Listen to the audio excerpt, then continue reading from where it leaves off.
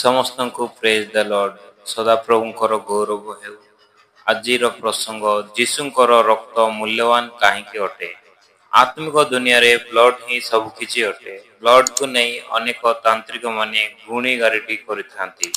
ଜଣେ ପେସେଣ୍ଟକୁ ଡକ୍ଟର ତାର ହୃତପିଣ୍ଡ ବିନା ମଧ୍ୟ ଜୀବିତ ରଖିପାରିବ, କିନ୍ତୁ ରକ୍ତ ବିନା ଜୀବିତ ରଖିପାରିବ ନାହିଁ।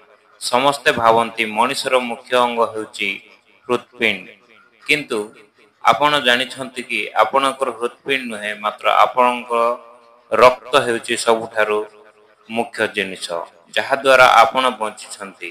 ଯୀଶୁଙ୍କର ରକ୍ତ ବିଷୟରେ କହିବା ପୂର୍ବରୁ ଆମେ ଟିକେ ଆମର ରକ୍ତ ବିଷୟରେ ପ୍ରଥମେ ଜାଣିବା ଦରକାର। ଲେବୀୟ ପୁସ୍ତକ 17 ପର୍ବ 11 ପଦ। କାରଣ ରକ୍ତରେ ପ୍ରାଣୀର ପ୍ରାଣ ଥାଏ। ଏହାର ଅର୍ଥ ଆମର ରକ୍ତରେ ହିଁ ଆମର ଜୀବନ ଥାଏ। ଆମର ଶରୀରରେ ଯଦି ରକ୍ତ ଅଛି, ତେବେ ଆମେ ଜୀବିତ ଅଛୁ।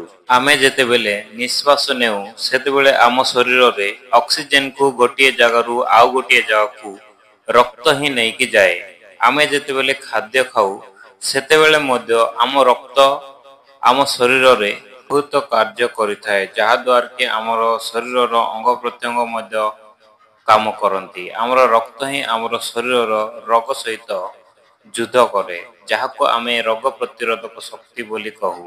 ଯଦି ଆମ ଶରୀରରେ ଖଣ୍ଡିଆ ଟିକେ ହୁଏ, ତ ରକ୍ତ ହିଁ ସେଇ ଜାଗାରେ ସର୍ବପ୍ରଥମେ ପହଞ୍ଚେ ଆଉ ରକ୍ତ ଜମାଟ ବାନ୍ଧେ, ଯାହାଦ୍ୱାରା କି ଅଧିକ ରକ୍ତ ନ ବାହାରିବ।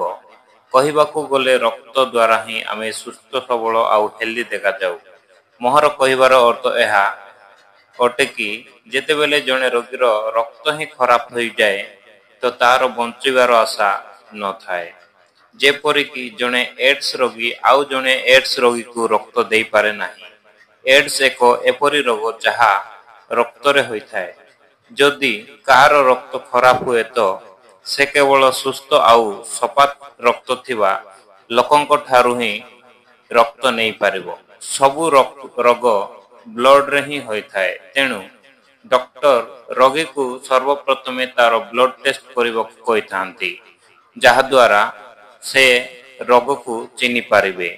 ସେଥିପାଇଁ ଈଶ୍ୱର ଇସ୍ରାଏଲୀୟମାନଙ୍କୁ କହିଥିଲେ, ଯେତେବେଳେ ତୁମେ ପଶୁର ମାଂସ ଖାଅ, ତ ସେଥିରେ ରକ୍ତକୁ ଧୋଇକି ଖାଅ, କାରଣ ସବୁ ପ୍ରକାର ରୋଗ ରକ୍ତରେ ହିଁ ରହିଥାଏ।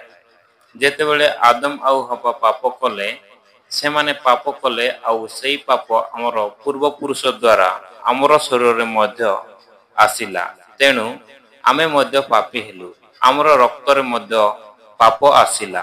କିନ୍ତୁ ଆମକୁ ଯଦି କେହି ପାପରୁ ରକ୍ଷା କରିପାରିବ, ତ ସେହି ଯିଏକି ଯାହାର ରକ୍ତରେ ପାପ ନାହିଁ, ଯାହାର ଜନ୍ମ ମନୁଷ୍ୟ ପାପ ଦ୍ୱାରା ହୋଇନାହିଁ, ଯିଏ ପବିତ୍ର ଆତ୍ମାର ସାହାଯ୍ୟରେ ଜନ୍ମ ହୋଇଥିବେ। ଆମେ ଯେତେବେଳେ ଲୋକ ଏହି ଦୁନିଆରେ ଜନ୍ମ ହୋଇଅଛୁ, ସମସ୍ତେ ପାପୀ ଅଟୁ। ଆମର କାହାର ରକ୍ତ ପରିଷ୍କାର ଓ ପବିତ୍ର ନାହିଁ। ସେଥିପାଇଁ ଆମେ ଜଣେ ଆଉ ଜଣକୁ ପାପରୁ ବଞ୍ଚାଇ ପାରିବୁ ନାହିଁ। ସେଥିପାଇଁ ଆମକୁ ଏମିତି ବ୍ୟକ୍ତିର ଆବଶ୍ୟକ ଥିଲା, ଯାହାର ରକ୍ତ ପରିଷ୍କାର ଆଉ ପବିତ୍ର। ଯିଏ ପାପୀ ମନୁଷ୍ୟ ଦ୍ୱାରା ଜନ୍ମ ହୋଇନାହିଁ, ସେ କେବଳ ଆମ୍ଭକୁ ଏହି ପାପ ଠାରୁ ଉଦ୍ଧାର କରିପାରିବ। କେବଳ ଯୀଶୁଙ୍କର ରକ୍ତ ହିଁ ପାପ ଠାରୁ ଅଲଗା ଆଉ ପବିତ୍ର ଅଟେ। କେବଳ ଈଶ୍ୱରଙ୍କର ରକ୍ତ ହିଁ ପାପ ଠାରୁ ଆମକୁ ରକ୍ଷା କରିପାରିବ। ସେଥିପାଇଁ ଈଶ୍ୱର ଇସ୍ରାଏଲୀୟମାନଙ୍କୁ କହିଥିଲେ, ରକ୍ତ ଥିବା ପଶୁର ମାଂସ ଭୋଜନ କରିବ ନାହିଁ, କି ରକ୍ତ ପିଇବ ନାହିଁ। ବାଇବେଲର ରକ୍ତ ପିଇବାକୁ ନିଷେଧ କରିଥାଏ।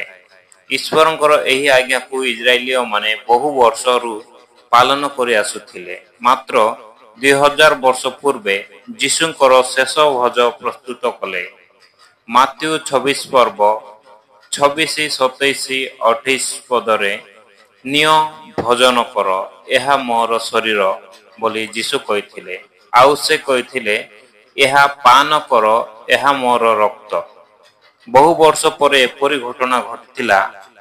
ଯୀଶୁ ତାଙ୍କର ରକ୍ତ ଦ୍ୱାରା ଆମର ପାପକୁ ପରିଷ୍କାର କରନ୍ତି, ଆମକୁ ପାପରୁ ଉଦ୍ଧାର କରନ୍ତି।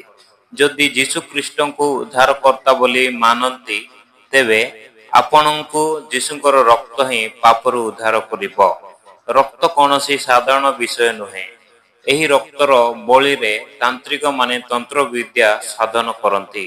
ତେଣୁ ଯୀଶୁଙ୍କ ରକ୍ତ ଦ୍ୱାରା ହିଁ ଆପଣ ପାପଠାରୁ ଉଦ୍ଧାର ପାଇପାରିବେ। ଏହି ଦୁନିଆରେ କେହି ଉଦ୍ଧାର କରିପାରିବେ ନାହିଁ। ବାଇବେଲରେ ଲେଖାଯାଏ, ଆଦି ପୁସ୍ତକ 4 ପର୍ବ 10 ପଦ, ହେବଲର ରକ୍ତ ଈଶ୍ୱରଙ୍କୁ ଡାକ ପକାଇଲା। ଏହି ଭିଡିଓ ଦ୍ୱାରା ଯୀଶୁଙ୍କର ମୂଲ୍ୟବାନ ରକ୍ତ ବିଷୟରେ ସମ୍ପୂର୍ଣ୍ଣ ବୁଝିଥିବେ ବୋଲି ମୋର ଆଶା। ଗଡ୍ ବ୍ଲେସ୍ ୟୁ। ଆମେନ୍। ନୂଆକରି ଏହି ଭିଡିଓକୁ ଦେଖୁଥିଲେ ଆମର ୟୁଟ୍ୟୁବ ଚ୍ୟାନେଲ ମୁଁ ପଥ ସତ୍ୟ ଓ ଜୀବନକୁ ଲାଇକ୍, ସେୟାର ଏବଂ ସବସ୍କ୍ରାଇବ କରନ୍ତୁ। ଏବଂ ପାପ କହିଲେ କ'ଣ, ଅନୁଗ୍ରହ କହିଲେ କ'ଣ, ପବିତ୍ର ଆତ୍ମା କିଏ, ପରମେଶ୍ୱର ଆମର ପ୍ରାର୍ଥନା ଶୁଣନ୍ତି ଓ ଉତ୍ତର ଦିଅନ୍ତି କି, ଏସବୁ ଭିଡିଓ ଦେଖିବା ପାଇଁ ଆମର ୟୁଟ୍ୟୁବ ଚ୍ୟାନେଲକୁ ସବସ୍କ୍ରାଇବ କରନ୍ତୁ। ଧନ୍ୟବାଦ।